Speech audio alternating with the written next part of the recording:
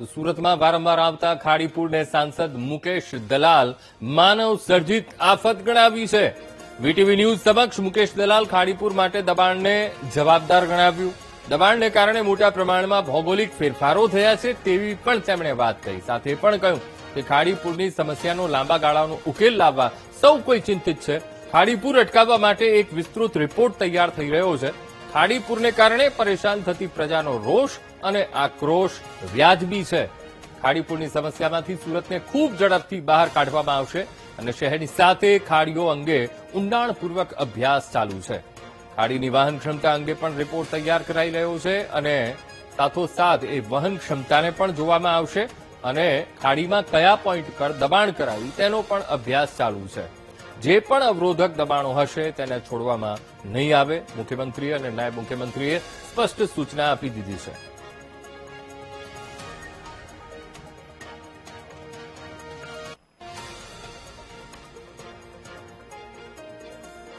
સુરત સહિત સમગ્ર જિલ્લામાં અને સુરતના આસપાસના વિસ્તારોમાં અતિ ભારે વરસાદ પડવાને કારણે આ વખતે 25 દિવસમાં 3 વખત ખાડીપુરની સમસ્યાનો પ્રજાજનોએ સામનો કરવો પડ્યો છે.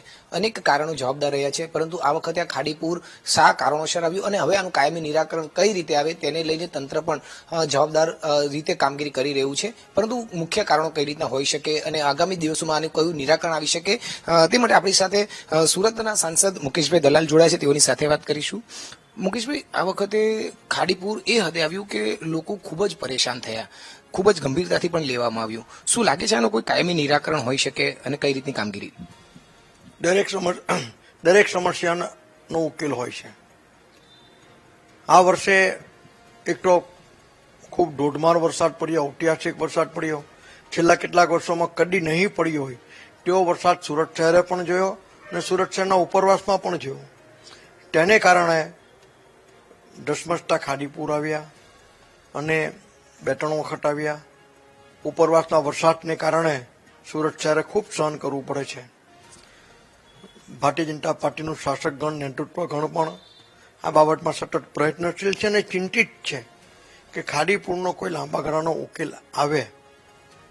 આદરણીય મુખ્યમંત્રી શ્રી ભૂપેન્દ્રભાઈ પટેલના નેજા હેઠળ અમારા deputy chief minister Shri Harshbhai Sanghvi પણ ખૂબ રસ લઈને તલસ્પર્શી કામગીરી કરીને જે નિરીક્ષણ કરી રહ્યા છે કે ભાઈ આ કામગીરી ઝડપથી બને.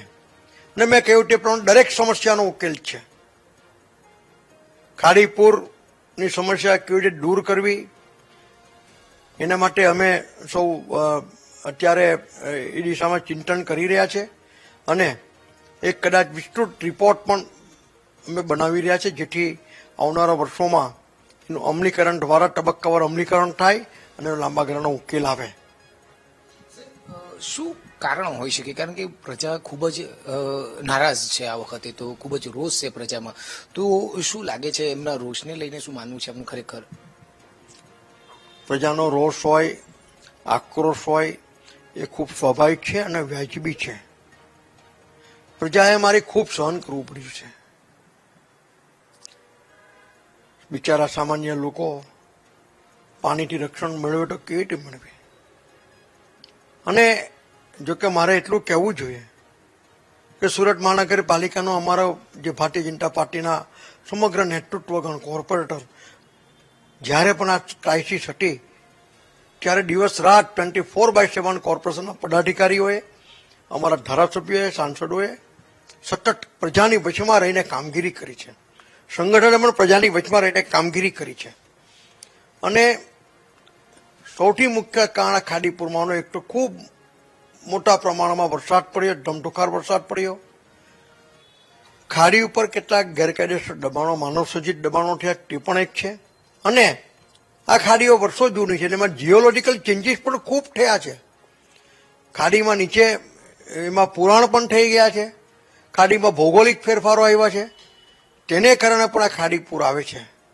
પણ નિશ્ચિતપણે હું વિશ્વાસ આપું છું સુરત શહેરની પ્રજાને કે જેમ 1994 માટે સુરતને ફ્લેગમાંથી મુક્ત કર્યું હતું, 1998ની ફ્લડમાંથી સુરત શહેરને મુક્ત કર્યું હતું, 2002ના ધરતીકંપમાં પણ સુરત શહેરને અમે લોકોએ કામગીરી કરી હતી, 2006ની ઐતિહાસિક રેલમાંથી પણ સુરત શહેરને બહાર કાઢ્યું તેમ આ ખાડીપુરની સમસ્યામાંથી પણ અમે સુરત શહેરને ખૂબ ઝડપથી અને નિશ્ચિતપણે બહાર કાઢીશું એવો મને પૂરો વિશ્વાસ છે.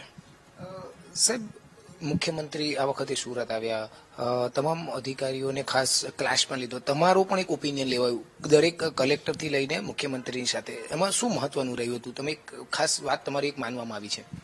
મુખ્યમંત્રીશ્રીએ સ્પષ્ટ કહ્યું છે કે તમે જે પણ કોઈ યોજના બનાવો, ઝડપથી બનાવીને લઈને આવો. એ યોજના માટેની જે પણ કોઈ તમને સહાય કે મદદ કરવાની હશે તે હું કરીશ. તેવી જ રીતે અમારા યુવા deputy chief minister Shri Harshbhai સંઘવીએ પણ ખૂબ ચિંતા વ્યક્ત કરી. તેઓએ પણ આખી રાત રાઉન્ડ માર્યા છે અને આ સમસ્યાઓની પ્રજાની વચમાં રહ્યા છે.